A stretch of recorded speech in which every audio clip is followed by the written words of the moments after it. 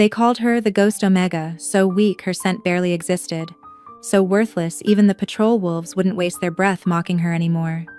But when Lyra Winters spent her last 3 copper coins at the slave auction to save a dying prisoner, she had no idea she'd just purchased the Alpha King himself, or that his mark would transform her from the pack's greatest shame into its most powerful Luna.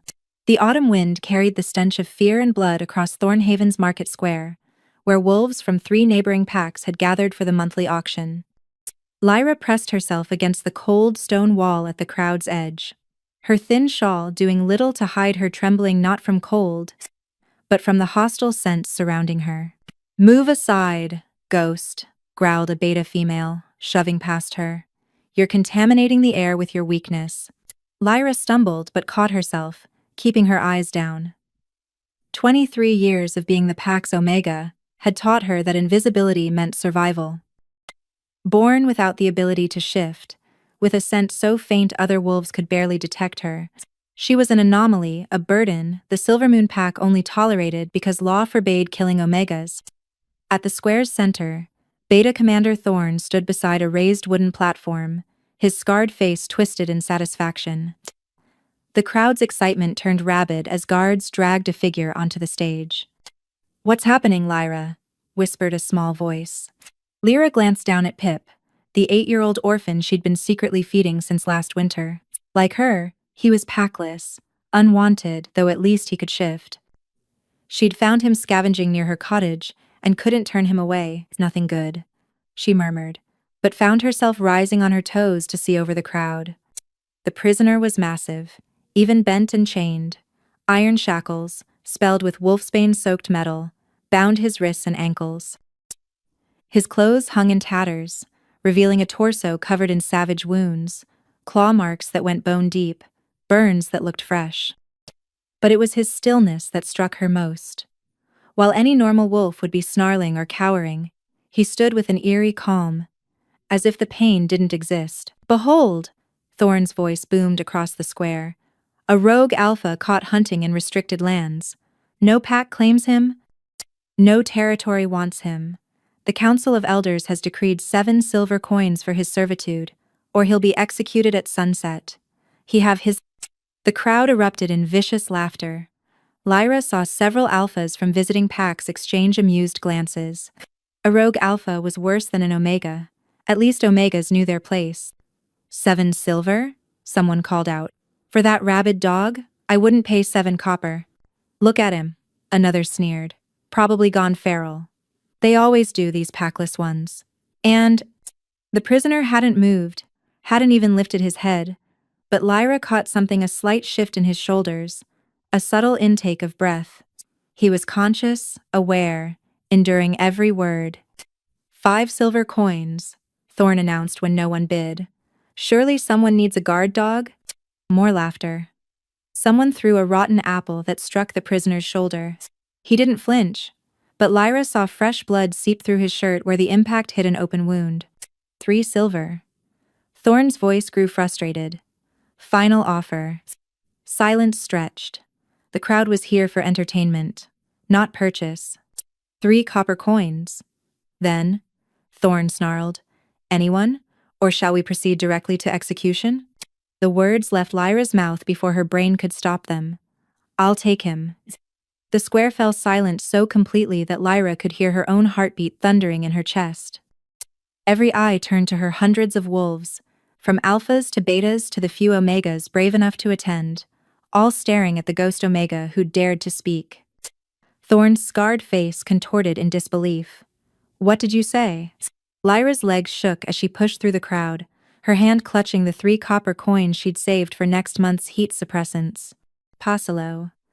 Without them, she'd suffer through the agony alone, but something about the prisoner's stillness, his refusal to break despite everything, it called to something deep in her chest.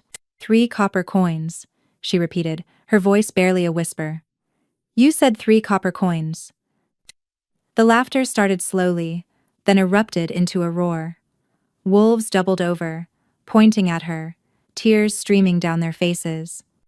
"The ghost thinks she can control an alpha," someone howled. "She can't even shift. He'll tear her apart." Maybe that's her planned suicide by rogue. Thorn stalked to the platform's edge, his yellow eyes gleaming with cruel amusement. Lyra Winters, you can barely feed yourself. You live in that rotting shack by the Deadlands. What possible use could you have for a slave? That's my business, Lyra said, surprising herself with the steadiness in her voice.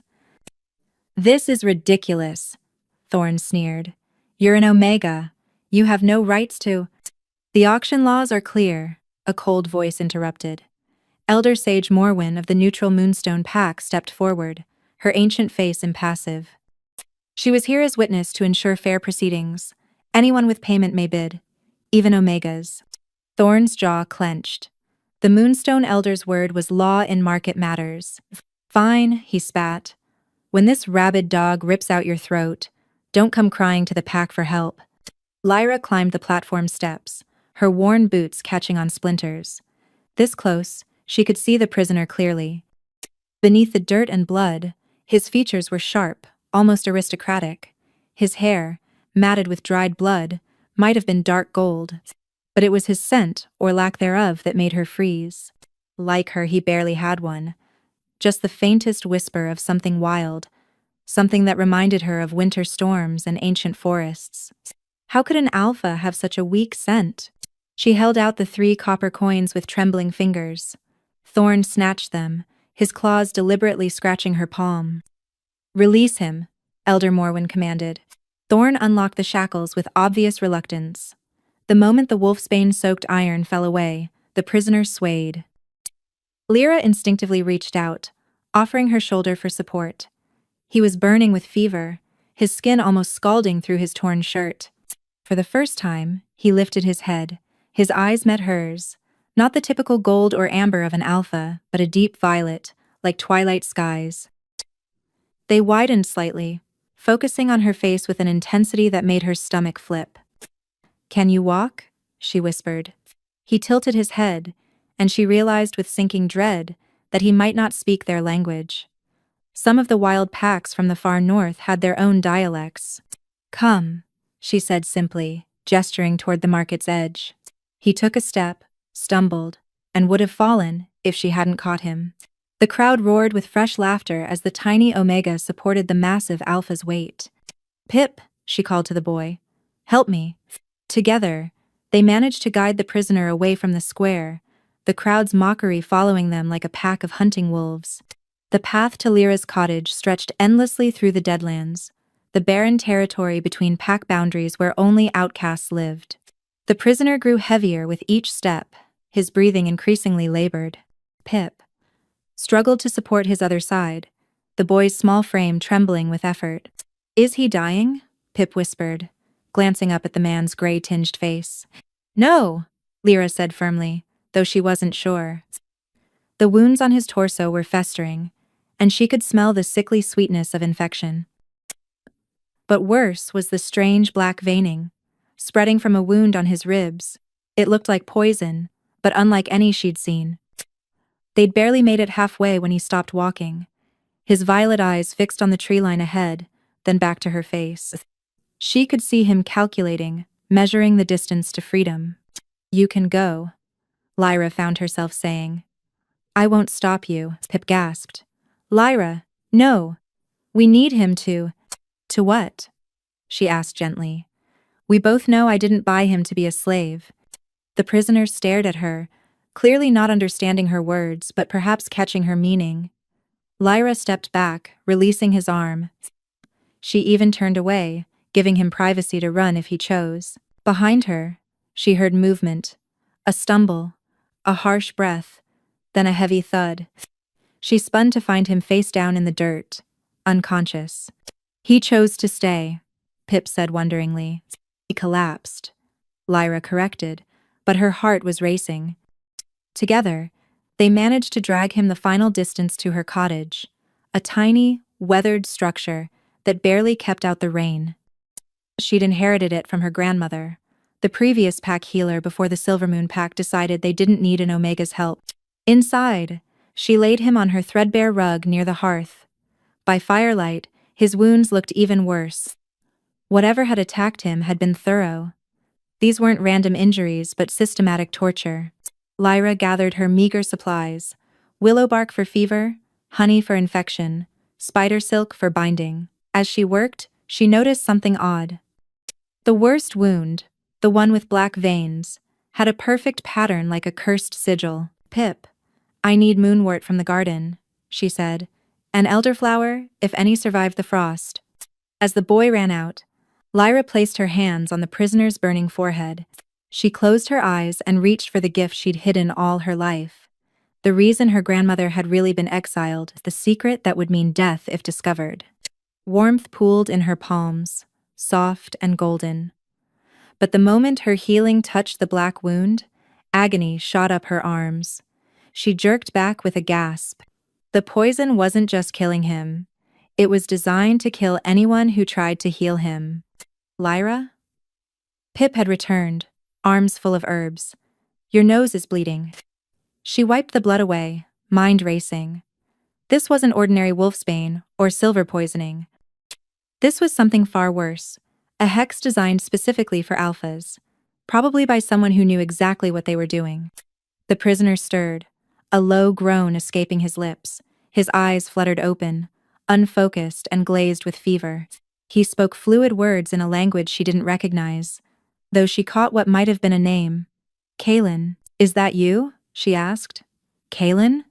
His gaze sharpened momentarily, locking onto her face. Then his eyes did something impossible. They flickered from violet to pure silver, the color of moonlight on snow. Before she could react, his hand shot out, gripping her wrist, not painfully, but desperately, like a drowning man grasping for shore. He pulled her closer, his breath hot against her neck as he inhaled deeply. "Mine," he rasped in accented common tongue, the first word she'd understood. Then his teeth grazed her throat, and Lyra's world exploded into sensation she couldn't name. Lyra jerked away from Kaelin's teeth, her heart hammering. He'd fallen unconscious again, but where his mouth had touched her throat, her skin tingled with strange electricity. She pressed trembling fingers to the spot, expecting to find broken skin, but there was nothing, just that persistent, warm, tingling. "Tires. Lyra, he's getting worse," Pip said urgently. "Pyre." The boy was right. Kaelin's breathing had become shallow, rattling in his chest. The black veins from the cursed wound were spreading visibly now, creeping across his torso like living shadows. His skin had gone from gray to nearly translucent, and she could see his pulse fluttering weakly at his throat. "Go to bed, Pip," she said quietly. "Now." Her tone brooked no argument. "Lock your door and don't come out until morning, no matter what you hear." The boy's eyes widened with understanding. He'd seen her grandmother work before, knew there were some things better left unwitnessed. He scurried to the cottage's small back room, and she heard the heavy bar fall into place. Alone with the dying alpha, Lyra made her choice. She knelt beside him and placed both palms flat against his chest, directly over the spreading poison. Then she reached deep inside herself, past the carefully constructed walls she'd built, past 23 years of hiding, to the golden core of power that pulsed in her soul. The healing light that erupted from her hands was nothing like the gentle warmth she'd used before. This was solar fire, pure life force that lit up the cottage like midday Sunday.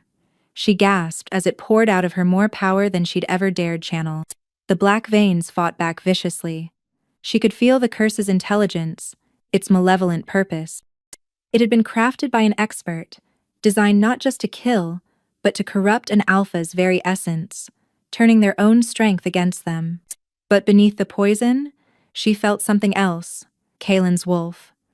It was unlike any wolf spirit she'd ever sensed. Where normal wolves felt wild and primal, his felt ancient, regal, touched by something greater. It called to her power, recognizing it not as foreign but as complementary, two halves of something whole. Their energies merged, and suddenly she could see everything. The curse's source, a dagger coated in corrupted wolfsbane and dark magic. The one who'd wielded it, a figure in ceremonial robes, whose face was hidden. And most shockingly, Kaelin's true identity. Images flooded her mind. A massive palace made of moonstone and obsidian, thousands of wolves bowing in perfect synchronization, a throne of woven silver branches, and Kaelin seated upon it wearing a crown of stars. The Alpha King. The one who ruled not just a pack, but all the northern territories, whose bloodline traced back to the first wolves themselves. The revelation nearly broke her concentration, but his wolf spirit wrapped around hers, steadying her. Together, they pushed against the curse. The black veins began to retreat, hissing like living things as her golden light burned them away. She saw more as their spirits remained entwined. His capture had been planned, betrayed by someone close. They'd used the curse to suppress his scent, his power, making him appear as just another rogue alpha. He'd been traveling in secret to investigate reports of Omega disappearances when the ambush came. The last of the poison burned away, and Lyra collapsed backward, gasping. She'd never used so much power at once. Her vision swam, her body feeling hollowed out like a dried gourd. But Kaelin, his color was returning, his breathing deepening into natural sleep rather than the edge of death. She'd saved the Alpha King. The terror of that realization was overwhelming. When he woke, when he returned to his palace, would he have her killed for seeing him weak? For an Omega daring to touch him? The North was even stricter about hierarchy. Than the South Omegas, there weren't even allowed to make eye contact with Alphas. But as she watched him sleep, his face peaceful now, she couldn't bring herself to regret it. Lyra dozed fitfully in her chair by the fire, starting awake every time Kaelin stirred. Near dawn, his breathing changed, becoming deeper, more rhythmic. His eyes snapped open, but they weren't violet anymore. They blazed pure silver, the color of his wolf. He sat up slowly, his movements predatory in their grace. When his gaze fixed on her, Lyra felt like prey being evaluated by a hunter. He inhaled deeply, and his expression shifted to confusion. "Your scent," he said in perfectly accented common tongue, his voice a low rumble. "Why can I barely?" He moved faster than her eyes could track, suddenly kneeling before her chair, his face inches from her throat. This time, when he breathed her in, a growl rumbled from deep in his chest. "Impossible," he whispered. "You're an Omega, but your scent, it's like moonlight, hidden, but there." "Please," Lyra whispered. "You're scaring me." His eyes flickered, silver fading back to violet. Forgive me. The healing, your power, it's awakened something in my wolf process. Something I thought was just a legend." He pulled back slightly, but his hands gripped the arms of her chair, caging her in. "You saved me. Do you know what that means?" The curse should have killed anyone who tried to heal it. "I'm good with herbs," she said weakly. "Herbs?" He laughed, the sound dark and rich. "Little moon, I felt your soul touch mine. That wasn't herbs." "Little moon?" The endearment in his language made her shiver. "I don't know what you're talking about, don't you?" His thumb brushed her throat, right where he'd touched her the night before. "I marked you. In my delirium, my wolf recognized what you are and marked you. I can feel it now, the bond trying to form." "That's not possible," Lyra breathed. "I'm just an Omega, a broken one who can't even shift." "Broken?" His eyes flashed dangerously. "Who told you that?" Before she could answer, pain lanced through her body. Not gradual, but immediate and overwhelming, as if every bone decided to break simultaneously. She screamed, falling forward out of the chair. Kaelin caught her, his arms strong and steady. "No, no, no," he muttered. "It's too soon. The mark I wasn't in my right mind. It's forcing your first shift." "First shift?" she gasped between waves of agony. "I can't shift. I've never—" "Because they lied to you," he snarled. "You're not just an Omega. I can feel it now, what you really are." Her spine arched as something inside her began to tear free. She could feel her wolf not absent as she'd always believed, but caged, bound by something she couldn't understand. "Listen to me," Kaelin commanded, his alpha voice cutting through her pain. "Don't fight it.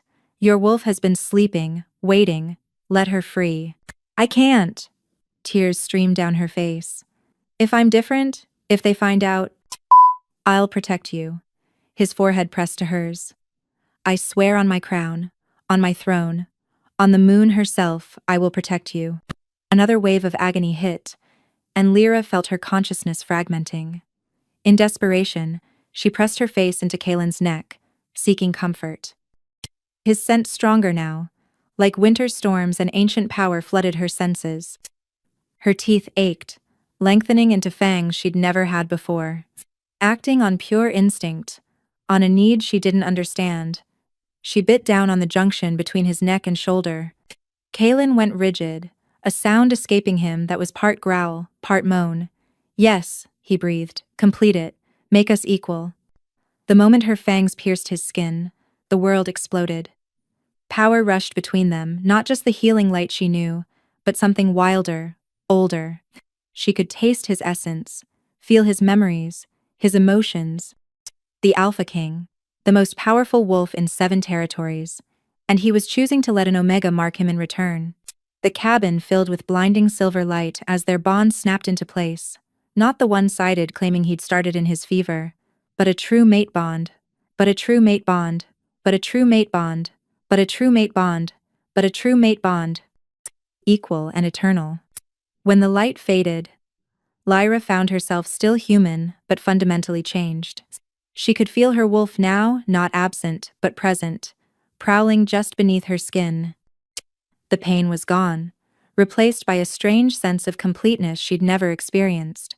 Kaelin pulled back, his violet eyes wide with shock. Blood trickled from the mark she'd left on his neck, a perfect crescent that already glowed faintly with silver light. You bit me, he said, wonder in his voice. An Omega bit an Alpha King. I'm sorry, Lyra immediately stammered. I didn't mean. I don't know what came over me. He silenced her with a finger to her lips. Do you know what you've done? In 1,000 years of recorded history, no Omega has ever been strong enough to mark an Alpha. It shouldn't be possible. Maybe I'm not really an Omega, she whispered. No, he said firmly. You are an Omega, but also something more. Something that was hidden, suppressed. His thumb traced her cheekbone. The lunar Omega, Posh. The what? Before he could answer, Pip's scream pierced the morning air. Lyra was on her feet instantly, Kaelin beside her. They burst out of the cottage to find the boy cornered against the garden wall by 3 massive wolves. Not rogues. These wore the ceremonial leather of the Silver Moon Pack enforcers. Stand down, Kaelin commanded, his alpha voice rolling with power. The wolves laughed. Actually laughed, which meant they were strong enough to partially resist an alpha's command. They shifted to human form, revealing Thorn and 2 of his lieutenants. Well, Thorn sneered. The Ghost Omega's pet is awake, and giving orders, no less. I said stand down, Kaelin repeated, stepping forward. Thorn's eyes narrowed. You're on Silver Moon territory, rogue. You have no authority here. His gaze shifted to Lyra. Noting her changed appearance, her skin seemed to glow faintly. Her previously dull hair now shimmered with silver undertones. What did you do to her, beast? He did nothing, Lyra said, moving protectively in front of Pip. What do you want, Thorn? The Elder Council has questions about yesterday's display. You're to come immediately. She's not going anywhere, Kaelin growled. Thorn smiled coldly. She doesn't have a choice. Neither do you. Guards. More wolves emerged from the forest, dozens of them, all in warrior form. Lyra's heart sank. Even if Kaelin was what he claimed, he was still recovering, and she couldn't shift to help him. It's all right, she said quietly, placing a hand on Kaelin's arm. I'll go. Lyra, take care of Pip, she interrupted. Please. She saw the war in his eyes, the Alpha King, who could level this entire pack if he revealed himself, but doing so would paint a target on her back forever. The mate who wanted to protect her, and the strategist who knew sometimes battles were won through patience. If they harm you, he said in the old language, words she somehow understood through their bond, I will paint the earth with their blood. I know, she replied in kind, surprising them both. Thorn grabbed her arm roughly, claws digging in just enough to hurt. Move, ghost. Move. As they dragged her away, Lyra looked back once. Kaelin stood perfectly still, but she could feel his rage through their bond, a storm barely contained. Pip clung to his leg, and surprisingly, the Alpha King's hand rested gently on the boy's head. She sent a pulse of reassurance through their bond. "I'll be fine." His response was immediate. "You are mine, as I am yours. They will learn what that means soon enough." The Silvermoon Elder Council convened in the sacred grove, 5 ancient wolves who governed pack law across the southern territories. Lyra knelt in the circle's center, her wrists bound with silver-threaded rope that burned against her newly sensitive skin. "Lyra Winters," Elder Blackwood intoned, his milky eyes unseeing but his nose twitching. "You smell different. Changed." "The rogue did something to her," Thorn insisted from his place at the circle's edge. "She reeks of power she shouldn't possess." Elder Sage Morwyn, who'd overseen the auction, and also served on the Silvermoon Council, studied Lyra carefully. "Child, have you been marked? Child, have you been marked? Child, child, child, child, child." Lyra's hair carefully covered Kaelin's bite, but these were ancient wolves. They could sense deeper truths. "I don't understand the question." "Don't play games?" Elder Blackwood snarled. "You purchased an alpha. Did he claim you?" "He was dying," Lyra said carefully. "I healed him." "With what power?" Elder Moonwhisper asked, her voice deceptively gentle. "You're registered as having no gifts beyond basic herb knowledge. My grandmother taught me." "Your grandmother was exiled for witchcraft," Elder Stormcrow interrupted. "Did she pass her corruption to you?" "Healing isn't corruption," Lyra said, then gasped as the silver ropes tightened, automatically punishment for speaking out of turn. "Show us your neck," Elder Morwyn commanded. When Lyra hesitated, Thorn stepped forward and roughly pulled her hair aside. The collective intake of breath was audible. Kaelin's mark glowed faintly silver in the morning light, beautiful and damning. "Claimed," Elder Blackwood spat, "an Omega bearing an Alpha's mark. It's an abomination." "The law is clear," Elder Stormcrow said. "A claimed Omega without pack approval must be exiled or executed." "Wait," Elder Morwyn interjected. "There's something else. Look closer." They all leaned in, and Elder Moonwhisper gasped. "Impossible. The mark is reciprocal. It goes both ways." "It common?" "That cannot be," Elder Blackwood insisted. "Omegas can't mark alphas." "This one did," Elder Morwyn said quietly. "Which means she's not just any Omega." Her ancient eyes fixed on Lyra with something like fear. "She's the one from the prophecy." Most werewolf stories begin with power and dominance, but Xiomara's prophecies are children's tales, Thorn scoffed. "When the moon bleeds red, and the weakest becomes strongest. When Omega marks Alpha, and breaks the ancient order, the lunar wolf shall rise," Elder Moonwhisper recited. "Every pup knows the words." "Then we must kill her now," Elder Blackwood said flatly, "before she destroys everything we've built." "You can't!" The voice rang across the grove. Kaelin strode into the sacred circle, and this time, he wasn't hiding. Power radiated from him in waves, his presence so overwhelming that even the elders stepped back. "How dare you enter sacred ground?" Elder Stormcrow began. Kaelin's laugh was cold. "Sacred ground? I blessed this grove myself 3 centuries ago." "Impossible," Elder Blackwood whispered. "You're just a rogue." "I am Kaelin Nightfrost, Alpha King of the 7 Northern Territories, Lord of the First Pack, bearer of the moon's blessing." His voice carried absolute authority. "And you have bound my mate." The silence was deafening.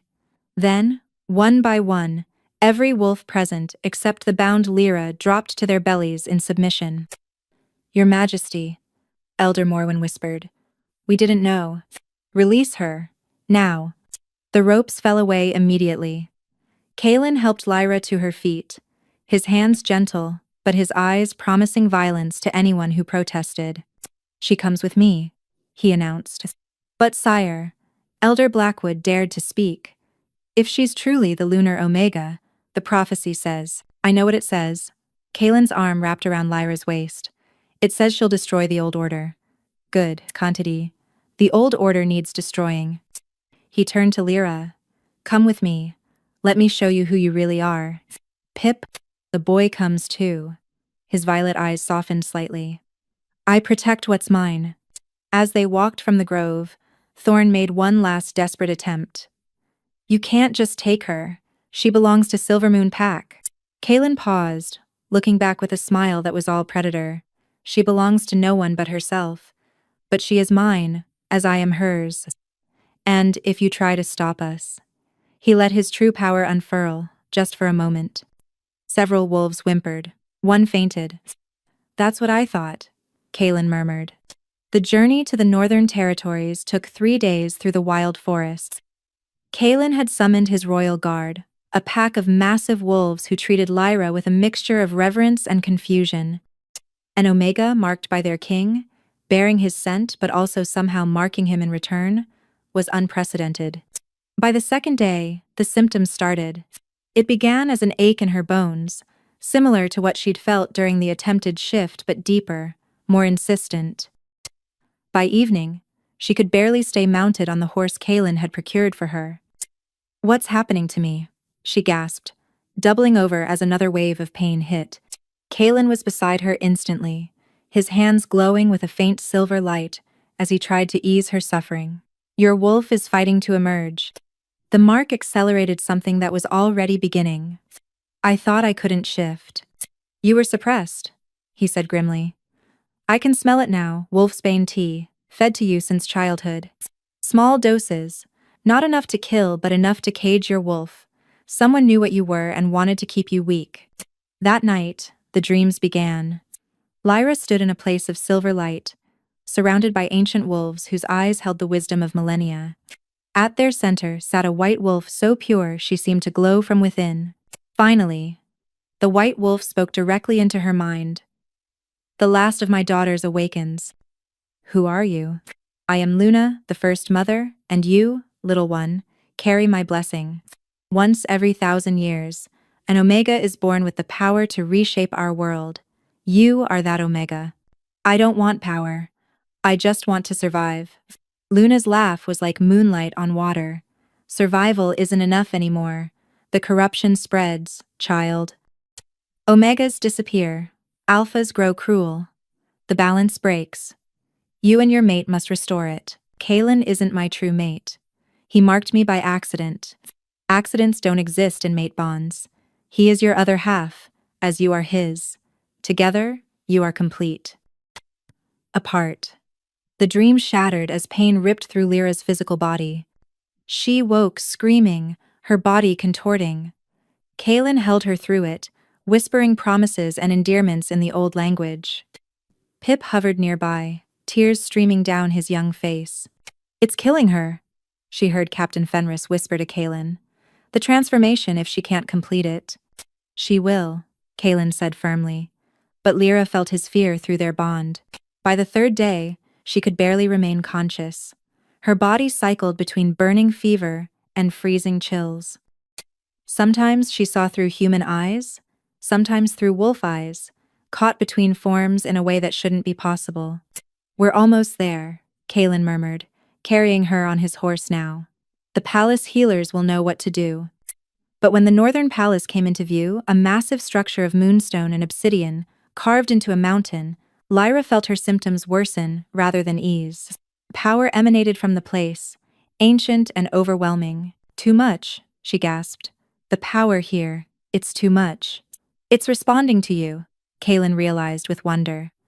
The palace recognizes the lunar Omega. Guards poured from the gates, and among them, a woman with silver hair and violet eyes, so like Kaelin's they could only be related. Brother, she said coldly. You've been gone for weeks without word, and you return with her nose wrinkled. An Omega? Celine? Kaelin's voice carried warning. This is Lyra, my mate. The silence was deafening. Then Celine laughed, sharp and disbelieving. You mated an Omega? Have you lost your mind? The council will revolt. The northern packs will. Look closer, Kaelin commanded. Celine's eyes widened as she truly examined Lyra, seeing both marks. sensing the power struggling to emerge. By the moon, she breathed. She's the one from the prophecy. Yes, Kaelin confirmed. And if we don't help her complete her transformation soon, she'll die. The palace healers worked through the night, but nothing helped. Every remedy, every technique, failed against the war raging inside Lyra's body. She lay in the royal healing chambers, her skin alternating between human and fur, bones breaking and reforming in an endless cycle. I don't understand, Master Healer Rowan said, exhausted. It's as if two different types of power are fighting within her. Her Omega nature and something else entirely. Kaelin hadn't left her side, his own strength waning as he continuously pushed energy through their bond to keep her stable. There must be something we can do. There is, a new voice said from the doorway. Everyone turned to see an ancient woman, bent with age, her hair white as fresh snow. The healers immediately bowed. Elder Celestine, Rowan breathed. We didn't know you were still alive? Barely. She approached the bed, her milky eyes somehow seeing everything. I felt her arrival, the last lunar Omega. I've been waiting 900 years to see another. You knew one before? Kaelin asked desperately. I was there when the last one died, Celestine said grimly. Killed by those who feared her power. But this one? She's stronger. She's already survived what killed the others. What others? You think she's the first Omega to be born with Luna's blessing? No, child. But she's the first to survive the suppression, the first to find her true mate before the transformation began, the first to mark an Alpha King in return. Celestine's ancient hand touched Lyra's fevered brow. She needs the moon throne. That's forbidden, Celine protested. No Omega has ever... No ordinary Omega, Celestine corrected. But she's far from ordinary. The moon throne sat in the highest tower of the palace, carved from a single piece of moonstone, said to have fallen from the sky when the first wolves were created. It was where Alpha Kings drew their power, where the connection to the moon was strongest. Kaelin carried Lyra up the 1,000 steps, his guard following despite the taboo they were breaking. The throne room was circular, open to the sky, and the throne itself seemed to pulse with otherworldly light. This will either complete her transformation or kill her, Celestine warned. Then we give her the choice, Kaelin said. He gently shook Lyra awake. Little moon, you need to decide. Lyra's eyes fluttered open, switching between brown and silver. It hurts, she whispered. I know, the throne might help, but it's dangerous. An Omega has never... I'm tired of hearing what Omegas have never done, she interrupted with a flash of her old spirit. Help me stand. He supported her to the throne. The moment she was close, the moonstone began to sing a high, pure note that resonated in their bones. It recognizes her, Celestine breathed. Lyra collapsed into the throne, and light exploded outward. Not the gentle glow of moonstone, but brilliant, searing radiance that turned night into day. Her scream echoed across the palace, across the entire northern territory. Through their bond, Kaelin felt her transformation not just into a wolf, but into something more. The suppressed power of 23 years erupted at once. Her wolf wasn't just emerging, it was ascending. When the light faded, a wolf sat on the throne. But not just any wolf, she was pure white, with silver markings that seemed to shift like liquid moonlight. Her eyes were gold, ancient and knowing, and on her forehead, a crescent moon mark glowed with its own light. The lunar wolf. Someone whispered in awe. Lyra shifted back to human form, but she was changed. Her hair had turned silver white, her skin held a subtle luminescence, and her scent, it was no longer barely there but rich and powerful, like moonflowers and starlight. Parsley. How do you feel? Kaelin asked, approaching carefully. She stood from the throne, with fluid grace, power radiating from her every movement. Complete, she said, then smiled. And very, very angry. Angry? Someone suppressed me for 23 years. Someone knew what I was and tried to destroy it. Her golden eyes flashed. I want to know who and why. Before Kaelin could respond, A guard burst in. Your Majesty, the southern packs, they've sent an army. They claim you've kidnapped their Omega and demand her return. Lyra laughed, the sound carrying power that made everyone except Kaelin step back. They want their ghost Omega back? They want their ghost Omega back. They want their ghost Omega back. She moved to the window, looking out at the approaching forces. Then let's show them what their ghost has become. The Southern Pack's army assembled at the palace gates by dawn, 500 wolves led by the Elder Council themselves. At their head stood Thorn, now wearing the regalia of a pack commander, his promotion clearly a reward for reporting Lyra's transformation. We demand the return of our Omega, Elder Blackwood's voice boomed across the courtyard. She was taken illegally from our territory. Kaelin stood on the palace ramparts, Lyra beside him. She'd insisted on facing them, though he could feel her rage through their bond controlled but burning.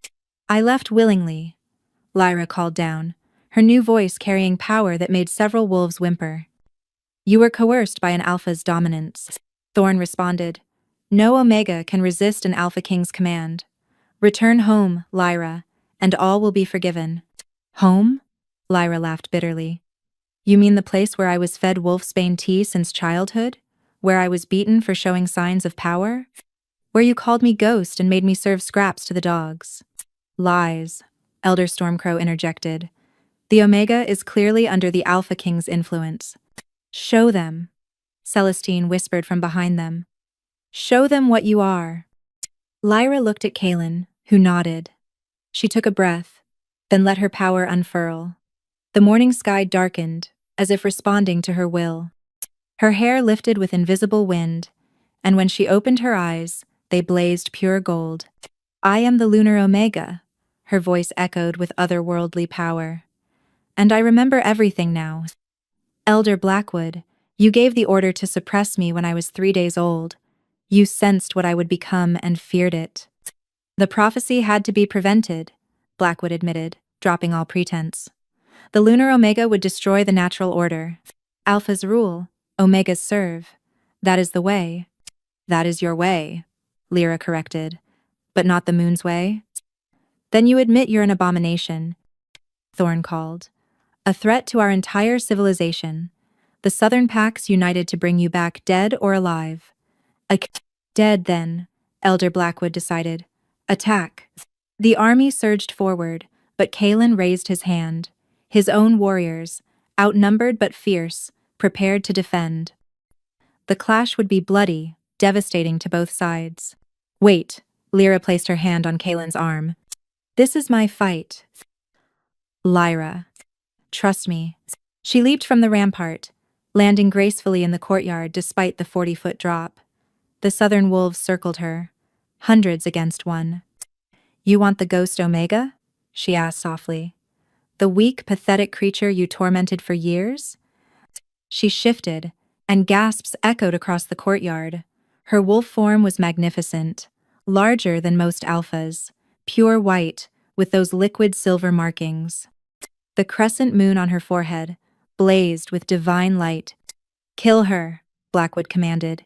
The wolves attacked en masse, but Lyra moved like moonlight itself, fluid, untouchable. She didn't fight them so much as dance between them. Where her paws touched, silver light bloomed. Wolves who tried to bite found themselves frozen mid-leap. Those who attempted to claw discovered their own bodies wouldn't obey.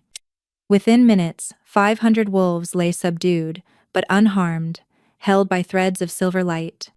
I could kill you all, Lyra's voice echoed in their minds. The power you feared, I now possess.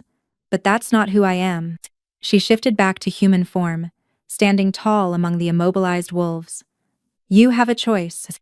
Accept that the old ways are ending, that Omegas are not lesser, that strength comes in many forms, or leave. Go back to your southern territories and never return. You can't change nature, Blackwood snarled. Alphas will always dominate Omegas. Will they? Lyra smiled, and it was terrifying. Kaelin, come here. The Alpha King leaped down, landing beside her with predatory grace. Kneel, she said softly.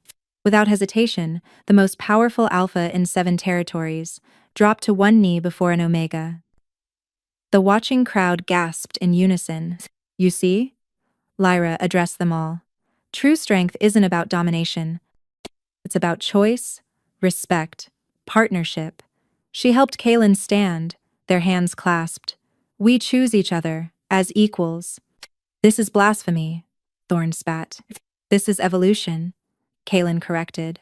The world changes, or it dies. Then we choose war? Elder Blackwood declared.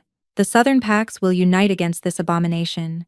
Every Omega who shows signs of power will be— He never finished. Lyra's power flared, and suddenly Blackwood was human, naked and vulnerable, his wolf ripped away. What did you do? He screamed. I gave you what you always wanted, Lyra said coldly. You'll never have to worry about the natural order again. You're human now, permanently. Go live with them and see how they treat those without power.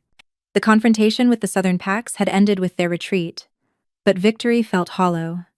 That night, as the palace celebrated, Lyra stood alone on her balcony, staring at the moon. You're thinking of leaving, Kaelin said from the doorway. She didn't turn. Through their bond, he could feel her turmoil, the weight of power she'd never asked for, the responsibility of being the lunar Omega. I heard him, she whispered. I stripped Blackwood of his wolf.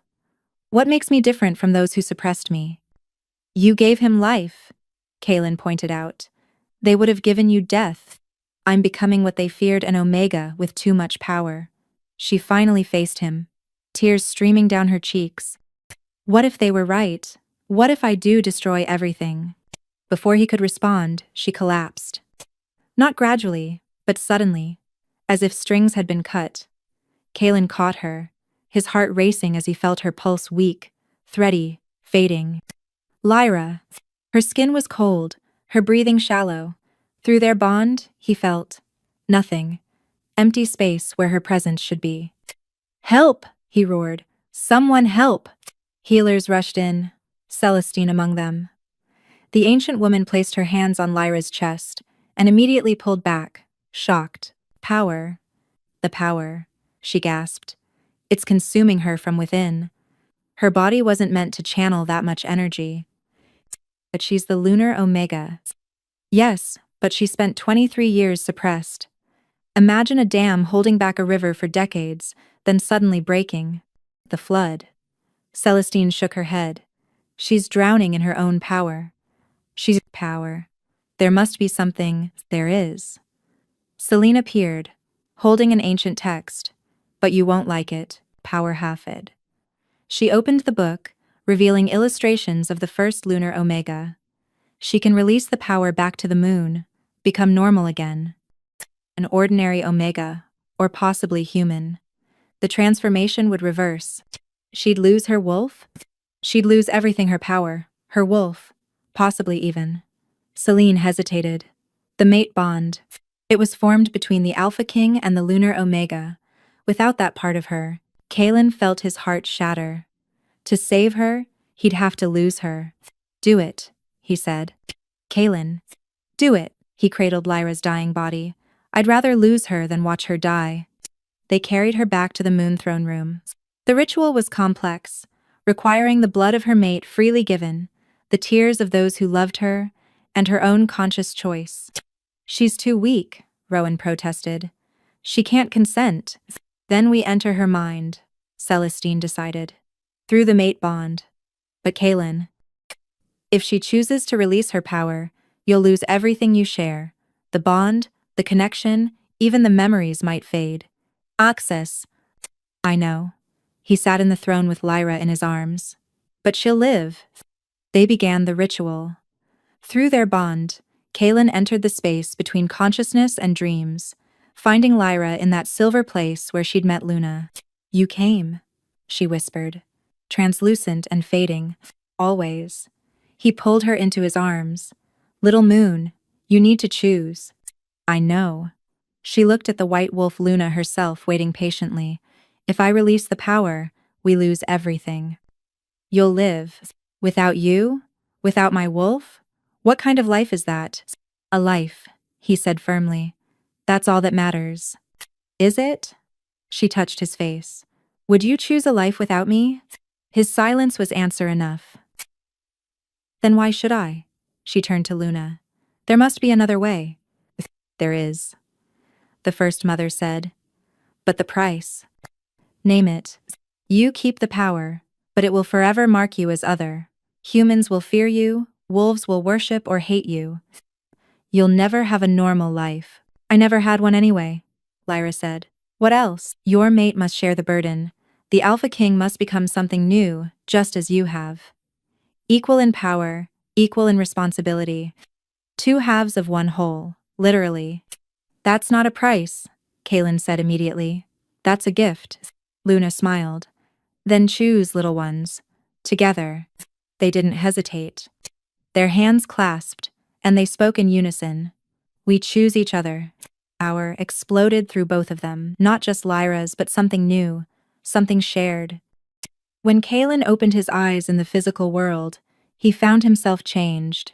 His hair had silver streaks, his eyes now held gold flecks among the violet, and on his forehead, a sun mark blazed the counterpart to Lyra's moon. Lyra's eyes snapped open, no longer just gold but swirling with silver and starlight. She gasped, sitting up in Kaelin's arms, her body thrumming with controlled power rather than being consumed by it.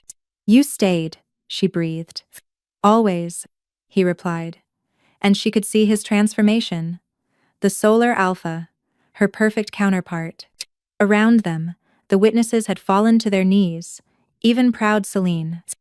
They weren't just looking at an alpha and omega anymore, but at something divine, the physical embodiment of balance the prophecy had foretold. Rise, Lyra commanded gently, and they obeyed. This isn't about worship, it's about change. Over the following days, word spread across all territories. The lunar omega and solar alpha had risen. Some packs sent tributes, others sent threats. But the most unexpected response came from the omegas themselves. They arrived in droves, omegas who'd been suppressed, abused, treated as lesser. They came seeking sanctuary, and Lyra gave it freely. The Northern Palace became a refuge where omegas learned they had value beyond servitude. Among them came a familiar face, Pip, but not alone. He brought 20 other pups, all orphans from various packs, all considered too weak to matter. You came back, Lyra embraced him. You said I could be part of your pack, Pip reminded her. All of us, we want to be part of something new. But not everyone accepted the change. A month after her transformation, assassins came in, the night wolves trained specifically to kill divine beings, their claws coated in the same poison that had nearly killed Kaelin. They never reached their targets. Lyra felt them coming through her expanded senses. She and Kaelin moved in perfect synchronization, their powers complementing each other. Where she was moonlight and illusion, he was sunfire and strength. Together, they were unstoppable. Who sent you? Kaelin demanded of the surviving assassin. Those who believe in the old ways, the wolf spat. You think you can change thousands of years of tradition? Alphas rule, omegas serve. That's nature. Nature changes, Lyra said softly, kneeling beside him. Everything evolves or dies. She placed her hand on his chest, and the wolf tensed, expecting death. Instead, warmth flooded through him, not just healing, but understanding. For a moment, he saw through her memories, the years of abuse, the pain of suppression, the joy of finally being free. When she pulled back, the assassin was crying. I didn't know, he whispered. They told us omegas didn't feel like we do, didn't think like we do. Now you know better, she said simply. Go. Tell others what you've learned. As the seasons turned, the change Lyra and Kaelin represented spread like wildfire. Packs began accepting omega leaders. Alphas learned to lead through respect rather than dominance. The rigid hierarchies that had defined wolf society for millennia began to soften. There were still holdouts, still those who clung to the old ways. But they grew fewer as the younger generation embraced the new balance. On the first anniversary of her transformation, Lyra stood before a gathering of all the territories. Alphas, betas, and omegas stood side by side, no longer separated by arbitrary ranks. A year ago, I was the ghost omega, she addressed them. Worthless, weak, nothing. But I was never nothing. None of us are. We all have power, in different forms, in different ways. Kaelin stood beside her, their hands clasped. The age of domination is ending, he declared. The age of partnership begins now. As if in response, the moon rose full and bright, bathing them all in silver light. But this time, the sun didn't set. It remained, sharing the sky with the moon, in a display that hadn't been seen since the first wolves walked the earth. Together, Lyra whispered, but her voice carried to every ear. Powers vows. Together, thousands of voices responded. Later, in the quiet of their chambers, Lyra traced the sun mark on Kaelin's forehead. Do you ever regret it? You were the Alpha King. Now you're something else entirely. I'm yours, he said simply. That's worth more than any throne. She kissed him, pouring all her love through their bond. When they pulled apart, both were glowing, she with moonlight, he with sunfire. What happens now? She asked. Now? He smiled, pulling her close. Now we build the world the prophecy promised. Where the weakest can become the strongest. Where an Omega can stand as equal to any Alpha. Where love matters more than hierarchy. That sounds like a lot of work. Good thing we have eternity. As they stood on their balcony, looking out over the territories they'd united, Lyra thought about the journey that had brought them here. From 3 copper coins at a slave auction to reshaping the entire world. I love you, she said, the words carrying power that made flowers bloom in the garden below. And I love you, little moon, he replied, his words causing the sunrise to paint the sky in impossible colors. They were no longer just the ghost Omega and the Alpha King. They were the future. And the future was brilliant. The girl who was mocked as the weakest Omega had become the strongest force for change their world had ever seen. Not through dominance or violence, but through love, balance, and the courage to be exactly who she was meant to be.